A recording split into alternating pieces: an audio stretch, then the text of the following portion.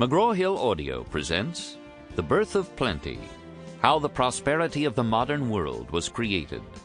Written by William J. Bernstein. Read by Grover Gardner. Introduction. The captain of HMS Centurion had every reason to thank watchmaker John Harrison, who had accompanied his H-1 marine chronometer, a large and extremely accurate clock used to compute longitude, on its first sea trials in the late spring of 1737.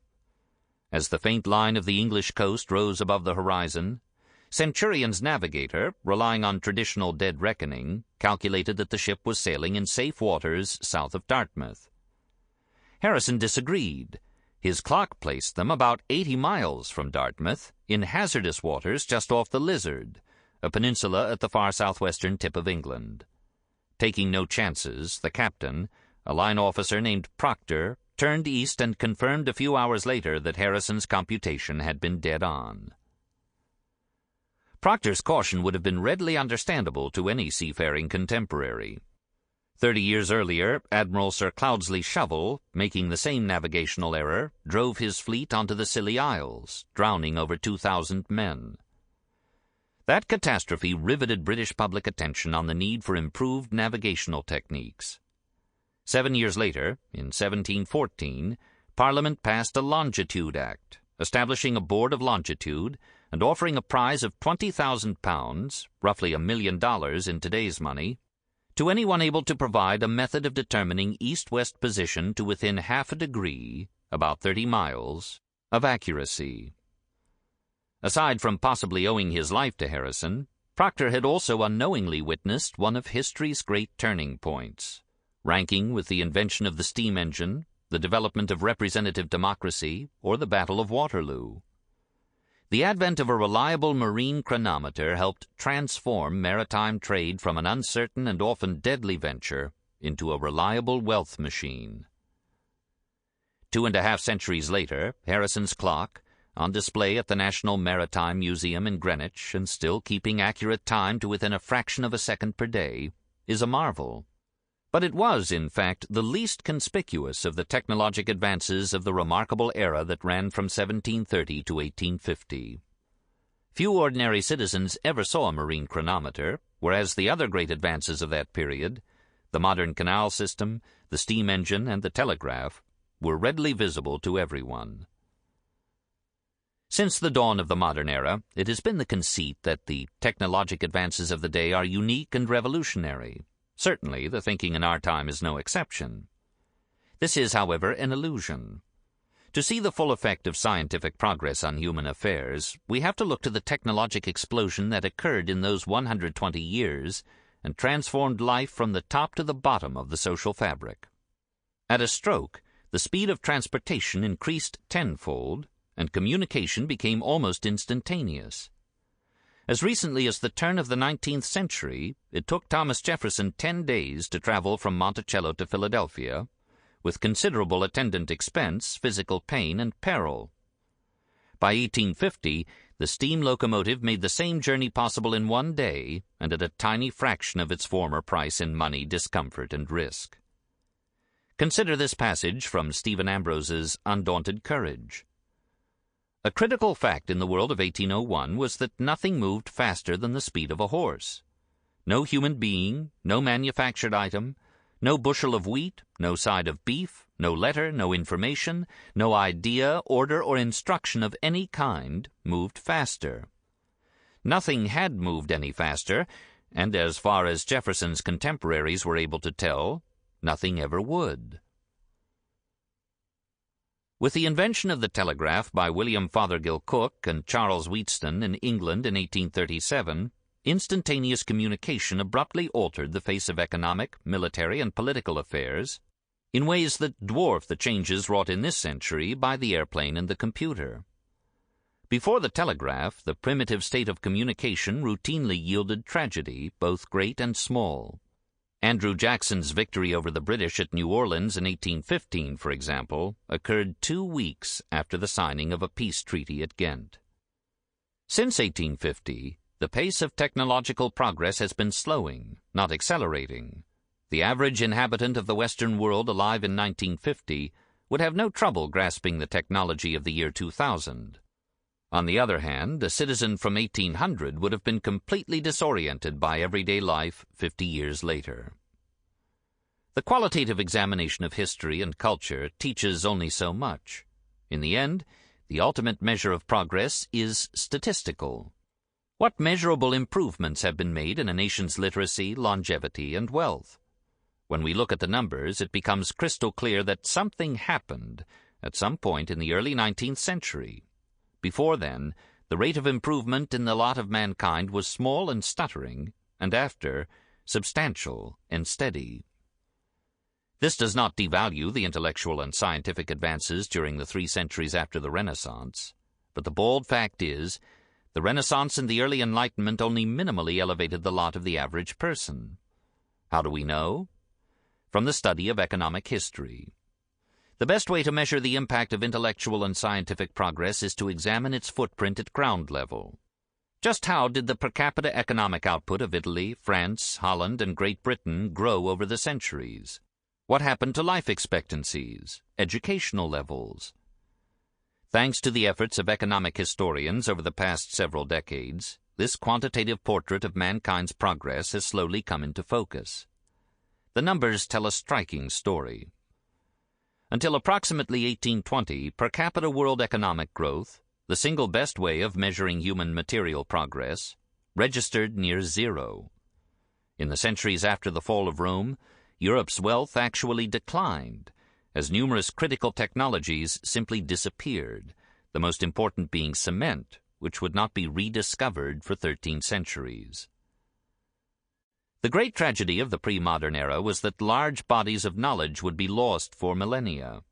Before Gutenberg and Bacon, inventors lacked 2 critical advantages that we take for granted today: robust information storage and a firm foundation of scientific theory. The lack of a scientific method meant that technological advances relied purely on trial and error, and were thus few and far between. Further, inventors and manufacturers could record their work in only a few places, if at all. Consequently, inventions were frequently lost, and the technological and economic condition of the ancients retrogressed almost as often as it advanced. True, beginning about AD 1000, there had been improvement in human well-being, but it was of a sort so slow and unreliable that it was not noticeable during the average person's 25-year lifespan. Then, not long after 1820, prosperity began flowing in an ever-increasing torrent. With each successive generation, the life of the son became observably more comfortable, informed, and predictable than that of the father. This book will examine the nature, causes, and consequences of this transformation. I will identify the points in both time and space where economic growth sprang alive after millennia of slumber. I will also describe and examine the history of the 4 factors: property rights, scientific rationalism, capital markets, and improvements in transport and communication, that are the essential ingredients for igniting and sustaining economic growth and human progress. Although I try to maintain a global perspective throughout this book, many readers will find its focus overly Eurocentric. Were not the Chinese, the inventors of paper, the printing press, and gunpowder, the great innovative engineers of the pre-modern world? Were not the early Arab empires oases of learning and culture during a time when Europe was mired in the Dark Ages? Did not mathematicians in India devise a numerical system, incorporating the concept of zero, that was far more advanced than the Greco-Roman letter-based system? To all these questions, a resounding yes. Yet not one of these societies was able to turn the modern Western trick of continuously and permanently raising its citizens' standard of living. Further, the 4 factors responsible for modern wealth, property rights born on the common law, scientific rationalism, advanced capital markets, and the great advances in transport and communication, were largely European in origin. Although prosperity has become a global phenomenon, there is no escaping the fact that the nursery of modern wealth lies in the area between Glasgow and Genoa. Recent advances in the social sciences provide us with a fascinating window on the complex interaction of societal values, wealth, and politics. First, the bad news. In a world growing more and more prosperous, people are not necessarily becoming happier, particularly in the West. But the good news is that substantial improvements in individual well-being are occurring in developing nations. As nations pass from the third world to the first, their citizens do indeed become more satisfied. We'll find, moreover, that it is economic development that produces democracy, not the other way around. Too much democracy may actually be bad for economic growth. The rule of law is the essential bulwark of a robust system of property rights. Property rights, in turn, are essential to prosperity. In turn, prosperity is the essential fertile soil in which democracy flourishes. Thus, optimism about democratic development in a nation whose traditional cultural values are antithetical to the rule of law, such as Iraq or Afghanistan, is likely to prove costly and dangerous. I will argue that the destinies of nations are determined far more by their economic dynamism than by the vagaries of war, culture, and politics. The current world hegemony underwritten by American military might is no accident. History teaches that the fate of all great world powers is decay and downfall, but this will not occur to the United States until other nations both surpass American economic productivity and take an interest in projecting power, something that will not likely come to pass any time soon. By examining how our world prospered when and where it did, we just may be able to better divine where it is we are going. Chapter 1. A Hypothesis of Wealth. It's all too tempting to lament the state of the world, particularly when you focus on the melodramas of mankind. Violent conflicts, large-scale malfeasance and failure, and the latest installments in the age-old racial and religious hatreds that permeate the human story. A paragon of such fashionable pessimism has been journalist Anthony Lewis, who at the end of a long and distinguished career was asked whether the world had gotten to be a better place since he had begun covering it a half-century earlier. "I have lost my faith in the ideal of progress. I mean that in the sense that it was used at the beginning of the 20th century, that mankind is getting wiser and better and all. How can you think that after Rwanda and Bosnia and a dozen other places where these horrors have occurred?" Mr. Lewis's problem is that his subjective criterion, that mankind has not achieved moral perfection as defined in Ivy League universities and the editorial suites of the New York Times, sets the bar too high. Mr. Lewis seems unaware that we can measure the welfare of mankind. In fact, we can do it superbly. Contrary to his gloomy impressions, the second half of the 20th century was far less murderous than the first. Further, the proportion of the world's population subjected to totalitarianism, genocide, starvation, war, and pestilence has been steadily decreasing over the past 2 centuries, with most of the improvement coming in the half-century that so depressed Mr. Lewis. Consider that from 1950 to 1999, average life expectancy in the developed world increased from 66 years to 78 years. In the developing world, it increased from 44 years to 64 years. The nearly universal Western outcome of living to old age, rather than resulting from the rare stroke of luck, may be the greatest accomplishment of the past 50 years. Or consider that over the same period, the world's real per capita gross domestic product, GDP, the amount of goods and services produced by the average person, adjusted for inflation, nearly tripled. Or that by the year 2000, real per capita GDP in Mexico was significantly greater than that of the world leader in 1900, Great Britain. And if you're not impressed with mankind's material progress in the last 50 years, as measured in dollars and cents, you should at least note that almost any measure of social progress you wish to examine, infant mortality, literacy and mortality rates, or educational levels, has dramatically improved in all but a few still benighted corners of the planet. Escaping the trap. The modern world seems to stagger under the load of ever-increasing population, with each year adding scores of millions of new mouths to feed.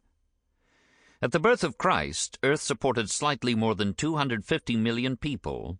By 1600, about 500 million. Sometime around 1800, the 1 billion mark was reached. The second billion was added by 1920, and the third attained in 1960. Presently, there are in excess of 6 billion souls on our planet. The increasing congestion of urban life, particularly in the Third World, gives the impression that the world's population is growing far faster than the 1.85% annual rate of the past half-century. Overcrowding on our planet is a recent phenomenon, an artifact of the world's newfound prosperity. Before the modern era, famine, disease, and war more often than not overwhelmed the human inclination to procreate. Over the first 2 million years of human history, population growth did not greatly exceed 0.001% per year. After the advent of agriculture 10,000 years ago, the rate of population growth increased to approximately 0.036% per year, and in the first century AD to 0.056 per year. After 1750, the growth rate climbed to 0.5% per year, passing 1% only in the early 20th century. In modern times, the dismal economics of increasing population is virtually synonymous with Thomas Malthus. Born of local gentry in 1766, he graduated from Cambridge with honors in 1788. Like many bright young university men of the time in England and Scotland, he fell under the sway of Adam Smith's new science of political economy, and devoted his life to the quantitative study of humankind. The England of the aspiring economist's formative years seemed as Hobbesian as Smithian, a time of worsening food shortages and not a little famine, particularly in neighboring Ireland. In 1795–96 and 1799–1801, war and poor harvests combined to cause food riots in England. The root cause of the shortage was obvious to Malthus. The power of population is infinitely greater than the power of the earth to produce subsistence for men. Humans can reproduce rapidly, whereas agriculture is subject to the law of diminishing returns. The natural tendency, then, is for humanity to outrun its food supply.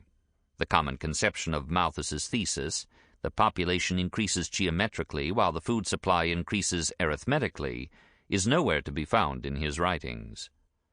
Malthus's infamous positive checks were not limited to the classic fama pestis et bellum, famine, plague, and war, but also included a host of lesser evils: unhealthy working conditions, backbreaking labor, overcrowded and unsanitary housing, and poor child-rearing.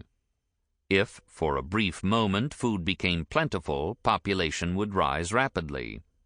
Soon enough, though, the increased supply of workers would drive down wages. This would make food less affordable, and discouraging marriage would slow population growth.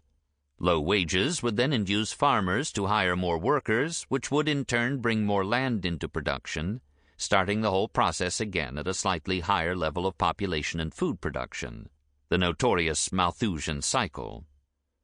In Malthus's harsh world, a nation's food supply, and its population, grew slowly, if at all, so the standard of living was inversely proportional to the number of mouths to feed. Were population to increase, there would not be enough food to go around. Prices would rise, while wages and the standard of living in general would fall. If, on the other hand, the population were suddenly to plunge, as happened during the Black Death of the mid-14th century, the survivors' food supply, wages, and standard of living would rise dramatically. Malthus had observed firsthand the late 18th century famines, which burned this sequence of events into his consciousness.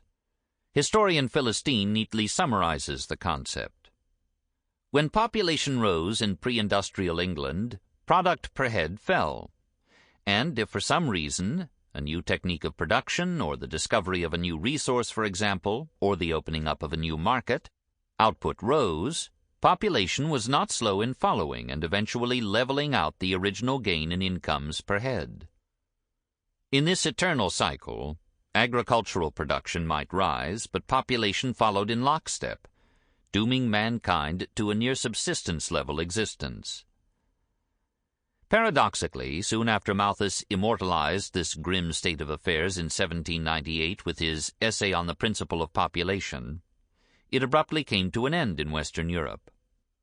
The escape from the Malthusian trap was made possible not by an increased birth rate, but by a 40% decline in the death rate, the result of rapidly improving living standards that were, in turn, born of skyrocketing economic growth. The nature of that growth changed dramatically in the centuries following 1600. Initially, the growth was extensive, consisting of a significant expansion of the national economy, caused purely by population increase, unaccompanied by real improvement in the wealth or material comfort of the average citizen. For the first time, the British economy mustered enough growth to keep pace with population numbers. By the 19th century, however, growth had become intensive, outpacing even the human urge to reproduce, with advances in per capita income and an increase in material well-being at the individual level. How nations become wealthy. Beginning around 1820, the pace of economic advance picked up noticeably, making the world a better place to live in. What happened? An explosion in technological innovation, the likes of which had never before been seen. An apocryphal schoolboy, asked to define the Industrial Revolution, is supposed to have replied, "In 1760 a wave of gadgets swept over England." That anonymous boy was onto something. New technology is the powerhouse of per capita economic growth. Without it, increases in productivity and consumption do not occur. From first principles, then, the question can be asked, what is needed to develop gadgets? 4 things. Property rights. Innovators and tradesmen must rest secure that the fruits of their labors will not be arbitrarily confiscated by the state, by criminals, or by monopolists. The assurance that a person can keep most of his just reward is the right that guarantees all other rights. Note the emphasis on the word most. The right to property is never absolute. Even the most economically libertarian governments, such as Singapore and Hong Kong, levy some taxes, enforce some form of eminent domain, and maintain some restrictions on commercial freedom of action. Similarly, confiscation can be more subtle than that which occurs in feudal or socialist states. A government that fails to control inflation or maintain proper banking controls, such as Brazil's in the 1980s or present-day Zimbabwe's, steals from its citizens as surely as Edward III and Stalin did. In pre-modern Europe, government-granted monopolies, while highly profitable to those who exercised them, sapped the incentive of the rest of the nation. Scientific rationalism. Economic progress depends on the development and commercialization of ideas. The inventive process requires a supportive intellectual framework, an infrastructure of rational thought, if you will, with a reliance on empirical observation and on the mathematical tools that support technologic advance. The scientific method that we take for granted in the modern West is a relatively new phenomenon. Only in the last 400 years have Western peoples freed themselves from the dead hand of the totalitarian Aristotelian mindset. Even today, particularly in parts of Africa, Asia, and the Middle East, honest intellectual inquiry places life and property at grave risk from the forces of state and religious tyranny. Capital markets. The large-scale production of new goods and services requires vast amounts of money from others. Capital. The term capital is fraught with economic meaning. Economists frequently employ a broad definition of the term, encompassing human capital, knowledge or intellectual capital, as well as physical capital such as plant and equipment. In this book, capital is defined in the narrowest possible sense, money available for investment. Even if property and the ability to innovate are secure, capital is still required to develop schemes and ideas. Since almost no entrepreneur has enough money to mass-produce his inventions, economic growth is impossible without substantial capital from outside sources. Before the 19th century, society's best, brightest, and most ambitious individuals had scant access to the massive amounts of money necessary to transform their dreams into reality. Fast and efficient communications and transportation. The final step in the creation of gadgets is their advertisement and distribution to buyers hundreds or thousands of miles away. Even if entrepreneurs possess secure property rights, the proper intellectual tools, and adequate capital, their innovations will languish unless they can quickly and cheaply put their products into the hands of consumers. Sea transport did not become safe, efficient, and cheap until 2 centuries ago with the development of steam power. and land transport did not follow suit until about 50 years later. Not until all four of these factors, property rights, scientific rationalism, effective capital markets, and efficient transportation and communication, are in place can a nation prosper. These four factors first coalesced briefly in 16th century Holland, but were not securely in place in the English-speaking world until about 1820. Not until much later did the four factors begin to spread over the rest of the globe. The absence of even one of these factors endangers economic progress and human welfare. Kicking out just one of these four legs will topple the platform upon which the wealth of a nation rests. This occurred in 18th century Holland with the British naval blockade, in the world's communist states with the loss of property rights, and in much of the Middle East with the absence of capital markets and Western rationalism. Most tragic of all, in much of Africa, all four factors are still essentially absent. The pre-modern absence of property rights. Short of outright slavery, no system denied property rights and individual liberty as medieval feudalism did. Today, the very word itself, feudalism, retains only a shadow of its former impact. Imagine for a moment that you are a typical 11th century peasant. You kneel before your master, who clasps your hands in his. You then vow to give him your exclusive, unceasing service. Your pledge is not financial or commercial. Rather, you are pledging your life and honor. You live without money, exchanging your labor, and, not infrequently, your life for his protection against the outside world. The essence of the feudal relationship was that it was non-financial. The manor yielded little excess produce for sale, and almost all exchange was done by barter. Feudal lords rarely thought of their patrimony in monetary terms, and serfs had scant use for coin. Adam Smith noted with wonder that as late as 1745 a Scottish laird could outfit 800 men for battle with a manorial income of less than £500 per year. Vestiges of feudal rights still existed in several neighborhoods of Paris until they were finally abolished in the early stages of the French Revolution. The lords were almost as enslaved as their serfs. As Marx observed, it was closer to the truth that the land, the preeminent asset of the pre-modern world, inherited the lord rather than the other way around. As we'll see, land is highly flawed as a society's major storehouse of wealth, being not easily divided, traded, or improved. Further, in the moneyless society of the feudal state, goods that could not be stored had to be consumed before they spoiled. Where modern society displays wealth through material possessions, feudal society displayed wealth through feasts of consumption. The very concept of property rights in such a moneyless society was unthinkable. A peasant's hut and tools were but mere extensions of his self, a concept that survives to this day in the European tendency to provide dwellings with personal names. The hut, after all, belonged to the master, and the tools could not be sold at any price because there were no buyers, public markets, or money itself. Consider Adam Smith's description of the peasant's lot. The occupiers of the land were generally bondsmen, serfs, whose persons and effects were equally his, the lord's, property. Those who were not bondsmen were tenants at will, and though the rent which they paid was often nominally little more than a quit rent, it really amounted to the whole produce of the land. Their lord could at all times command their labor in peace and their service in war. Though they lived at a distance from his house, they were equally dependent upon him as his retainers who lived in it. But the whole produce of the land undoubtedly belongs to him, who can dispose of the labor and service of all those whom it maintains. Thus, the medieval serf had little incentive to produce a crop in excess of his manorial obligations, or to increase the productivity of the land he worked.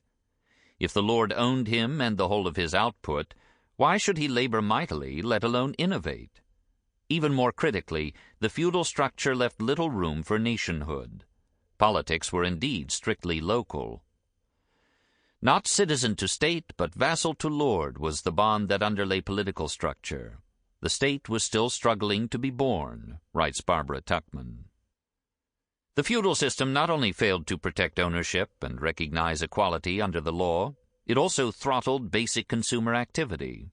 Sumptuary laws, which specified just what could be worn according to rank and income, suffocated an economy whose primary manufactured product was textiles. In Florence, ermine was... Sample complete. Ready to continue?